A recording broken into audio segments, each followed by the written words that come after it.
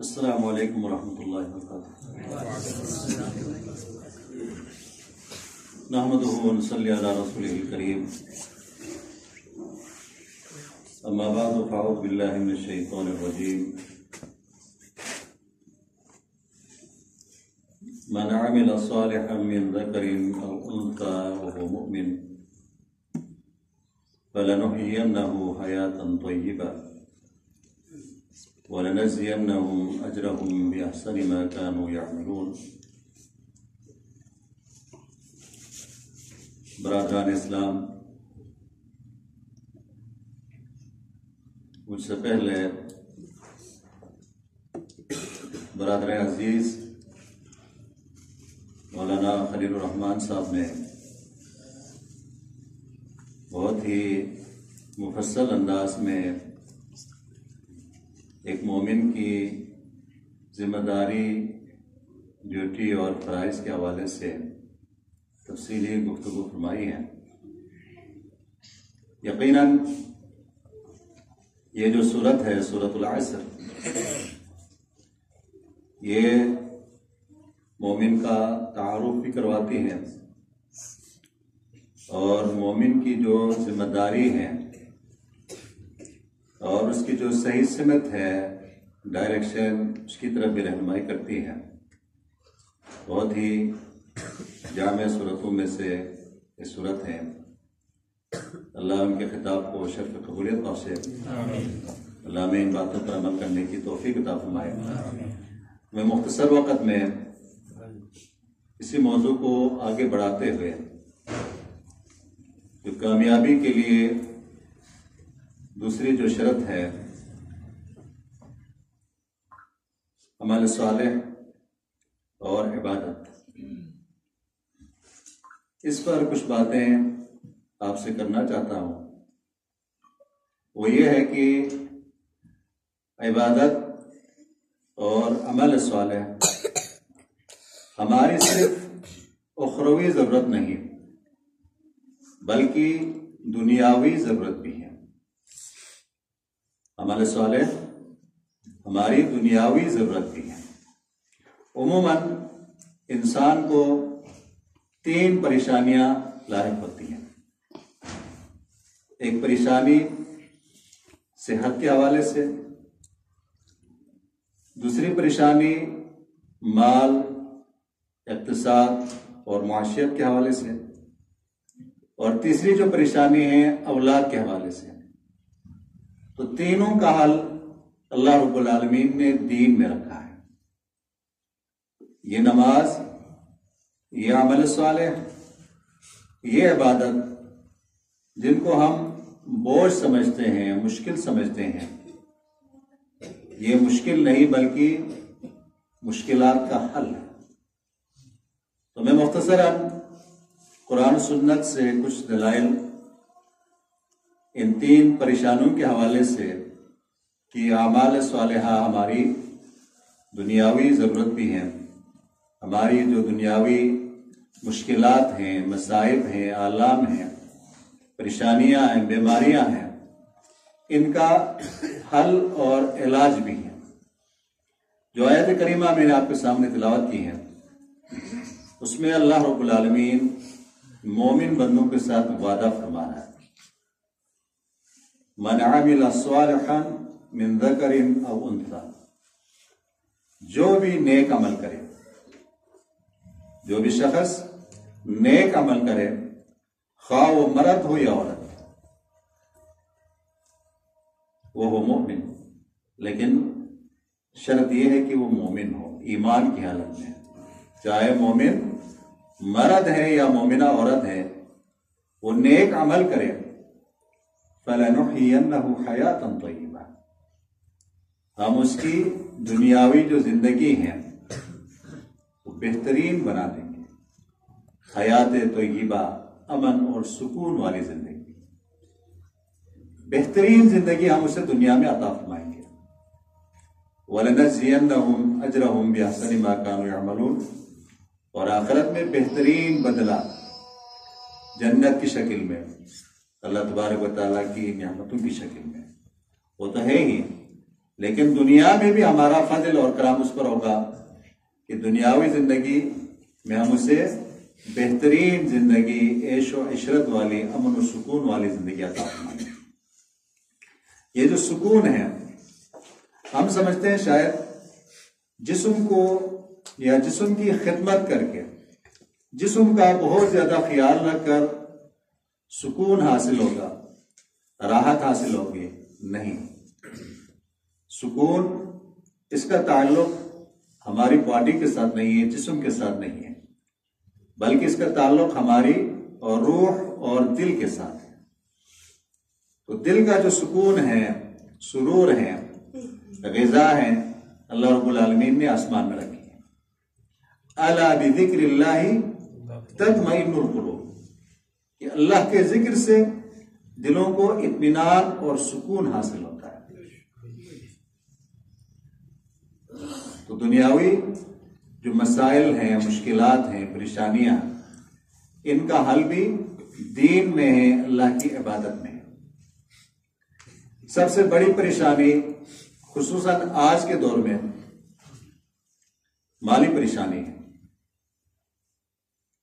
اللہ رب العالمین نے قرآن مجید میں اور اللہ کے رسول علیہ السلام نے احادیث میں اس بات کی ضمانت دی ہے، گارنٹی دی ہے کہ اپنی ذمہ داری جو اللہ نے ہمارے اوپر ڈالی ہے، اللہ کی عبادت، اس ذمہ داری کو بجا لاؤ تو اللہ تبارک و تعالیٰ کی ذمہ داری ہے اللہ تمہیں روزی اور رزق دے۔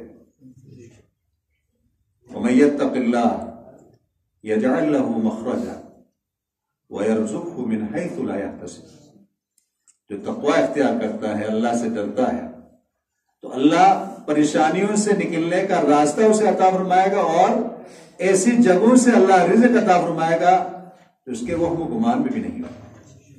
ایسی ایسی جگہوں سے اللہ رزق اور روزی عطا فرمائے گا۔ صحیح مسلم کی روایت ہے، اللہ کے رسول علیہ السلام نے پچھلی امتوں میں سے اللہ کے ایک نیک بندے کا ذکر فرمایا، ایک واقعہ بیان فرمایا۔ فرمایا کہ ایک شخص کہیں جا رہا تھا سفر پہ، تو دوران سفر آسمان سے کوئی آواز آتی ہے، بادل کو کوئی مخاطب کر کے کہہ رہا ہے اسقی حدیقۃ فلان، کہ فلان کے باغ کو تو نے سیراب کرنا ہے، فلان کے باغ کو پانی دینا ہے۔ بادل کو باقاعدہ کسی شخص کے نام کے ساتھ مخاطب کیا جا رہا ہے، اور تھوڑی دیر بعد وہ بادل برسنے لگتا ہے، بارش شروع ہو جاتی ہے۔ تو مسافر پریشان ہو جاتا ہے کہ یہ کیا معاملہ ہے کہ کسی کا نام لے کر باقاعدہ بادل کو جو نا حکم دیا جا رہا ہے، اور پھر اسی لمحے بارش شروع ہو جاتی ہے۔ تو بارش کا پانی ایک طرف کو چلنا شروع ہو جاتا ہے، تو شخص بھی یہ دیکھنے کی میں ذرا دیکھوں کہ معاملہ ہے کیا، کہ اللہ کا کون سا بندہ ہے جس کا نام لے کر اس کے باغ کو سیراب کرنے کا بادل کو حکم دیا گیا۔ تو پانی جاتے جاتے آخر میں ایک باغ میں داخل ہو جاتا ہے، تو شخص کیا دیکھتا ہے کہ باغ میں ایک شخص ہے، وہ اپنے باغ کو پانی دے رہا ہے۔ تو مسافر اس باغ کے مالک کے پاس، باغ میں جو شخص کام کر رہا ہے اس کے پاس جا کر کہتا ہے کہ بھائی جان کیا نام ہے آپ کا؟ اس سے اس کا نام پوچھتا ہے، تو وہی نام بتلاتا ہے جو نام اس نے بادل کو مخاطب کر کے سنا تھا۔ پھر باغ کا مالک کہتا ہے آخر کیا ضرورت پیش آئی، کیوں پوچھا آپ نے میرا نام؟ تو وہ مسافر کہتا ہے بات یہ ہے، واقعہ یہ ہے کہ بادل کو کوئی مخاطب کر کے کسی کا نام لے کر اسے حکم دے رہا تھا کہ فلان کے باغ کو سیراب کرنا ہے، پانی دینا، اور نام آپ کا ہی لیا گیا۔ تو مجھے آپ یہ بتلائیں کہ آپ کرتے کیا ہیں؟ یقیناً آپ کا کوئی عمل، آپ کی کوئی ادا اللہ کو پسند ہے کہ اللہ نے آپ کے لیے آسمان سے بارش کا جو ہے انتظام فرمایا، پانی کا انتظام فرمایا۔ تو اس مالک نے کہا کہ آپ نے پوچھا تو میں بتا دیتا ہوں، جو باغ کی پیداوار ہے، آمدنی ہے، اس کے میں 3 حصے کرتا ہوں۔ ایک حصہ اپنے اہل و عیال پر خرچ ہوتا ہے، دوسرا حصہ باغ کی جو ضروریات ہیں اس پر خرچ ہو جاتا ہے، اور تیسرا جو حصہ ہے میں فقراء اور مساکین میں تقسیم کر کے دیتا ہوں۔ اب غور کیجئے، کوئی عام حدیث نہیں ہے، صحیح مسلم جو کہ صحیح بخاری کے ساتھ صحیح ترین کتاب ہے، اور تمام احادیث اس میں صحیح ہیں۔ محمد رسول اللہ صلی اللہ تعالی علیہ وسلم کی زبانی ہمیں یہ پتہ چلا کہ جو اللہ کی راہ میں اللہ کے بندوں کا خیال رکھتا ہے، اللہ رب العالمین اس کا خیال رکھتا ہے۔ تو لوگوں کے ساتھ احسان کرنا، فقراء اور مساکین پر خرچ کرنا، یہ بہترین نیکی، عمل اور عبادت ہے۔ تو جو شخص اللہ کی مخلوقات کا خیال رکھتا ہے، اللہ تبارک و تعالیٰ اس کا خیال رکھتا ہے۔ تو معلوم ہوا کہ عبادت رزق میں برکت کا باعث ہے، سبب ہے۔ اللہ رب العالمین رزق میں فراوانی عطا فرماتا ہے۔ سیدنا نوح علیہ السلام کی زبانی ان کے قوم کے ساتھ جو انہوں نے وعدہ فرمایا تھا کہ اگر تم ایمان لے آؤ اور اللہ سے استغفار کرتے رہو تو 5-6 فوائد نوح علیہ السلام نے بیان فرمائے۔ وما استغفروا فقلت استغفروا ربکم انہ کان غفارا، لوگوں کثرت سے استغفار کرتے رہو، استغفر اللہ استغفر اللہ استغفر اللہ۔ من لزم الاستغفار جعل اللہ له من كل هم فرجا ومن كل ضيق مخرجا ورزقه من حيث لا يحتسب۔ اللہ کے رسول علیہ السلام فرماتے ہیں کہ جو شخص کثرت سے استغفار کرتا رہتا ہے اس کے 3 فوائد ہیں۔ پریشانیوں سے اللہ نکالتا ہے، غم فکر سے اللہ نجات دیتا ہے، اور رزق روٹی میں اللہ رب العالمین برکت فرماتا ہے۔ تو نوح علیہ السلام نے فرمایا کہ کثرت سے استغفار کرتے رہو۔ سب سے پہلا فائدہ کیا ہے؟ انہ کان غفارا، اللہ غفار ہے، صرف بخشنے والا، معاف کرنے والا نہیں بلکہ بہت زیادہ معاف کرنے والا، وہ تمہیں معاف فرمائے گا۔ یہ پہلا فائدہ ہے۔ دوسرا فائدہ یرسل السماء علیکم مدرارا، کہ اللہ آسمان سے موسلادھار بارش برسائے گا۔ بارش جو کہ ہماری ایک بنیادی ضرورت ہے۔ آج ہم بارش کو ترس رہے ہیں لیکن بارش نہیں ہو رہی ہے، اور بارش نہ ہونے کے بھی اسباب ہیں۔ اللہ کے رسول علیہ السلام فرماتے ہیں وَلَمْ يَمْنَعُوا زَكَاةَ أَمْوَالِهِمْ إِلَّا مُنِعُوا الْقَطْرَ مِنَ السَّمَاءِ وَلَوْلَا الْبَهَائِمُ لَمْ يُمْطَرُوا، کہ جو سی بستی ہیں، جس علاقے کے لوگ، ملک کے لوگ زکوٰۃ نہیں دیں گے تو سزا میں کیا ہوگا؟ اللہ آسمان سے بارش کو روک لے گا۔ زکوٰۃ نہ دینے کی سزا بارش کی، یعنی عدم فراوانی، بارش نہ ہونا، بارش نہ برسانا۔ اور فرمایا وَلَوْلَا الْبَهَائِمُ لَمْ يُمْطَرُوا، یہ جو تھوڑی بہت بارش ہوتی ہے یہ اللہ کی دیگر مخلوقات کی وجہ سے ہوتی ہے جو زمین میں ہوتی ہے۔ تو فرمایا استغفار کرتے رہو، اللہ آسمان سے موسلادھار بارش برسائے گا۔ دوسرا فائدہ وَيُمْدِدْكُمْ بِأَمْوَالٍ، تیسرا فائدہ کہ تمہارے اموال میں اللہ برکت عطا فرمائے گا، وَبَنِينَ، تمہاری اولاد میں، وَيَجْعَلْ لَكُمْ جَنَّاتٍ وَيَجْعَلْ لَكُمْ أَنْهَارًا، تمہارے لیے اللہ باغات پیدا فرمائے گا اور نہریں جاری فرمائے گا۔ تو استغفار، اللہ کی عبادت، بندگی، دیکھیں رزق اس کی چابی کنجی اللہ کے پاس ہے۔ ان اللہ والرزاق ذو القوۃ المتین، جب اللہ کے پاس خزانہ ہے، اللہ کے پاس چابیاں ہیں، کنجیاں ہیں، تو ہمیں اللہ سے ہی مانگنا چاہیے۔ جب ہم اپنی جو ڈیوٹی ہے، ذمہ داری ہے، عمل عبادت، اسے بجا لائیں گے تو اللہ رب العالمین نے رزق کا ذمہ خود لیا ہے، اللہ رزق عطا فرمائے گا۔ تو پہلا جو فائدہ ہے، جو معیشت، اقتصاد کے حوالے سے، مال کے حوالے سے انسان پریشان ہے، ان کی پریشانی اللہ دور فرمائے گا اگر وہ دین کی طرف رجوع کرتے ہیں، اللہ کی طرف لوٹ آتے ہیں۔ دوسرا جو فائدہ ہے یا دوسری جو پریشانی ہے، غم، فکر، ٹینشن ہے، ڈپریشن کا شکار ہے لوگ۔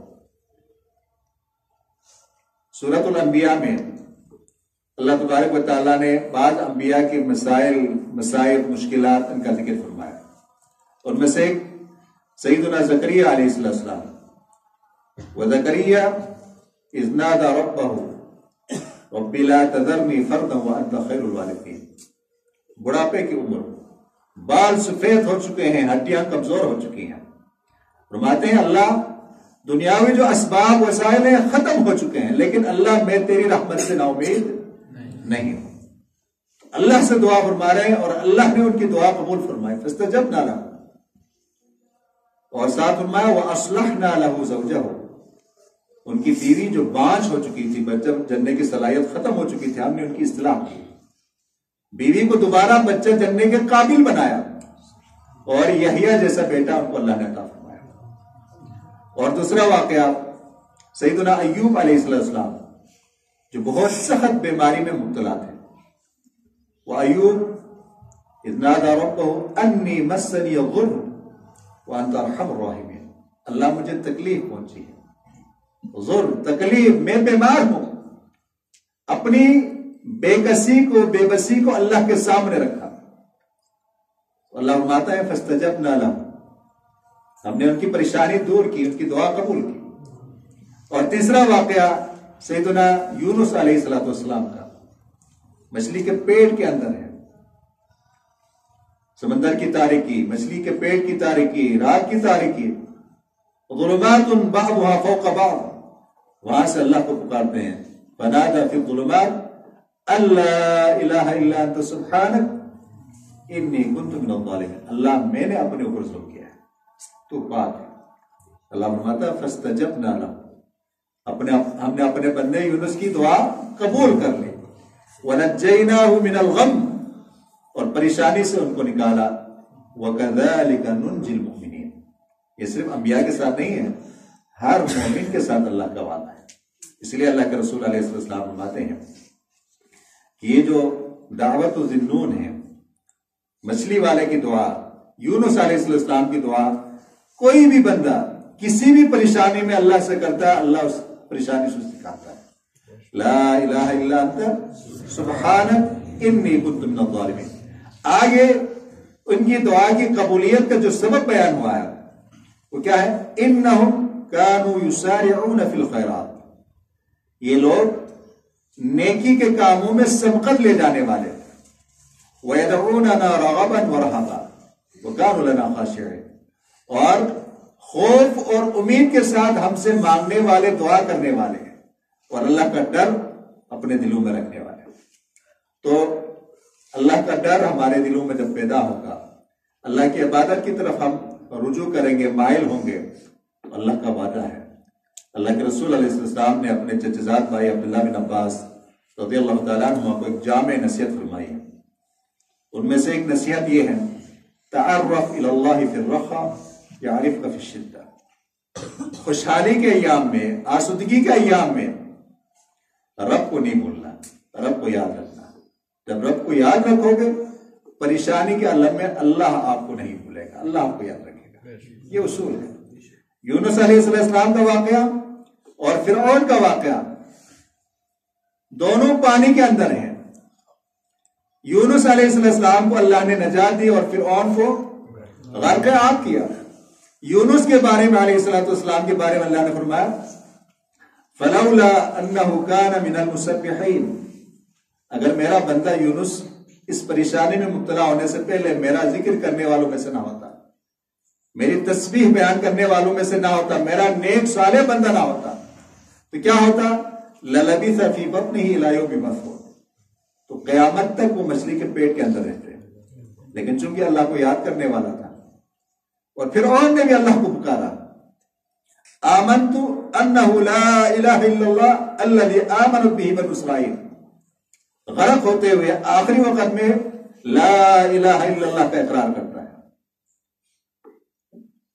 خوشحالی کے ایام میں انا ربکم الاعلی کہتا تھا کہ میں ہی تمہارا رب ہوں، ما علمت لکم من الہ غیری، میں نہیں جانتا کہ میرے علاوہ بھی کوئی رب الہ ہو سکتا ہے۔ لیکن جب غرق ہونے لگا، موت سامنے نظر آنے لگی، تو کیا کہتا ہے؟ لا الہ الا اللہ۔ اللہ کی طرف سے کیا جواب آتا ہے؟ الآن وقد عصیت، اب تجھے ہوش آیا، اس سے پہلے تو اللہ کی نافرمانی کرتا رہا۔ تو بھائیو، پریشانی سے اگر نجات چاہتے ہیں تو رب کی طرف رجوع کیجیے، اللہ کو خوش کیجیے۔ بڑا مشہور واقعہ ہے یہ، واقعہ سکول کی کتابوں میں بھی ہم پڑھتے تھے اور صحیح بخاری کی روایت ہے۔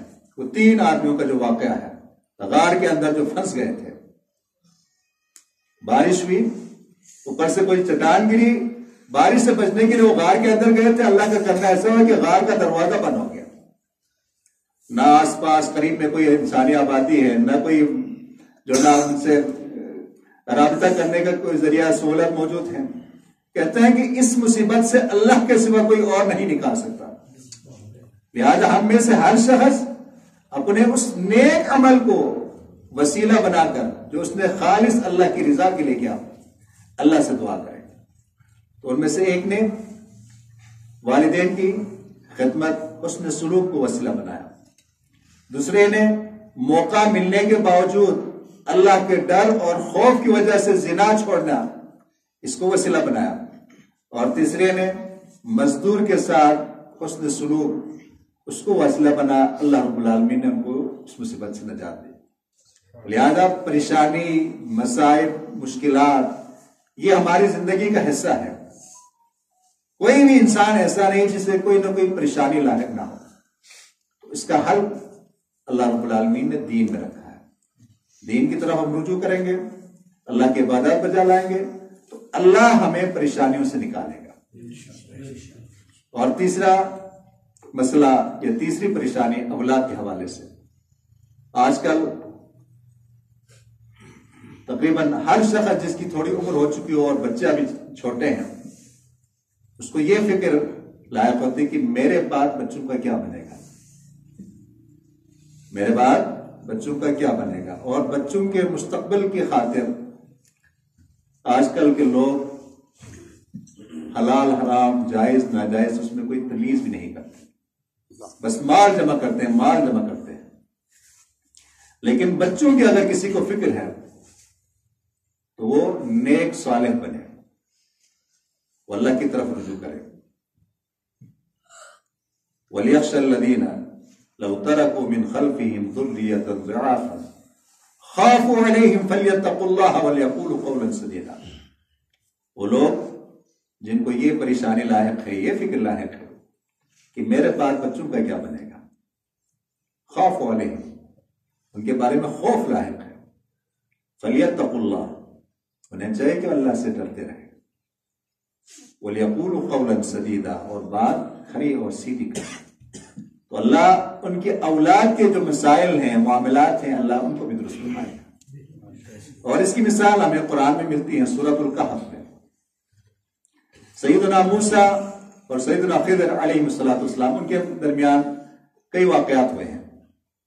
ان واقعات میں سے ایک واقعہ کہ وہ کہیں جا رہے تھے، ایک بستی کے پاس سے ان کا گزر ہوا، انہوں نے کہا کہ ہم مسافر ہیں، تمہارے مہمان ہیں، ہمیں کھانا دیتے ہیں۔ تو بستی والوں نے ان کی مہمان نوازی اور ضیافت نہیں کی۔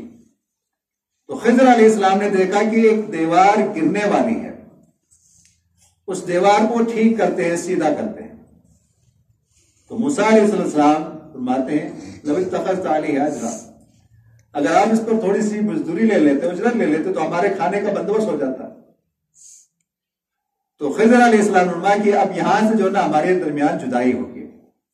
آگے جب ان کی تفسیر اور تعویل بیان کی ہیں تو بیان کرتے کرتے اس دیوار کے بارے میں فرماتے ہیں اما الجدار فکان لغلامین یتیمین فی المدینہ، وہ جو دیوار تھی نا جس کو میں نے ٹھیک کیا، وہ دیوار 2 یتیم بچوں کی ہے۔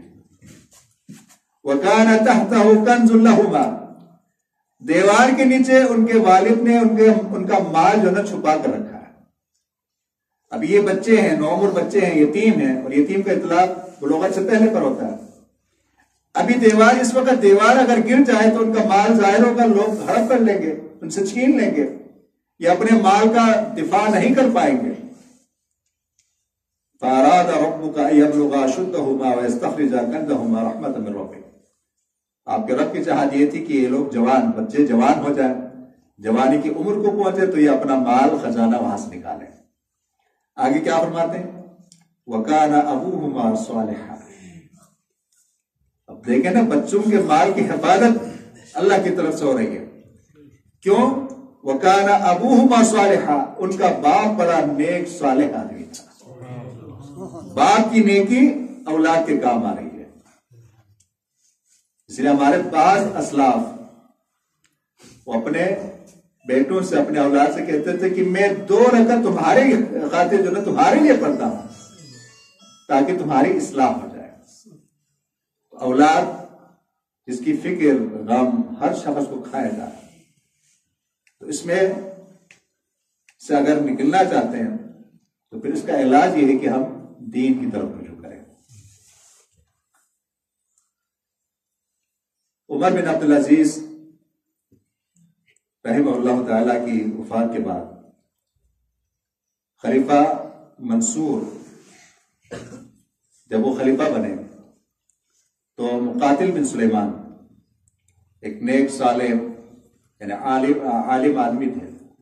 تو خلیفہ نے ان سے کہا کہ آپ مجھے کوئی نصیحت کریں. تو انہوں نے کہا کہ نصیحت وہ کروں جو میں نے اپنی آنکھوں سے دیکھا یا وہ جو میں نے کانوں سے سنا ہے. تو خلیفہ نے کہا نہیں، بلکہ جو آپ نے آنکھوں سے دیکھا ہے وہ نصیحت مجھے کریں.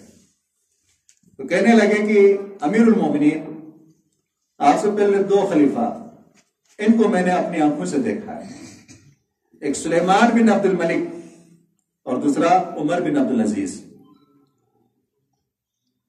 سلیمان بن عبد الملک کی جب وفات ہوئی تو 11 بیٹے تھے اور ہر بیٹے کے حصے میں 1 ملین دینار 10 لاکھ دینار وہ چھوڑ کر گئے. ہر بیٹے کو 10 لاکھ دینار ملے. اور عمر بن عبدالعزیز کی بھی 11 بیٹے تھے.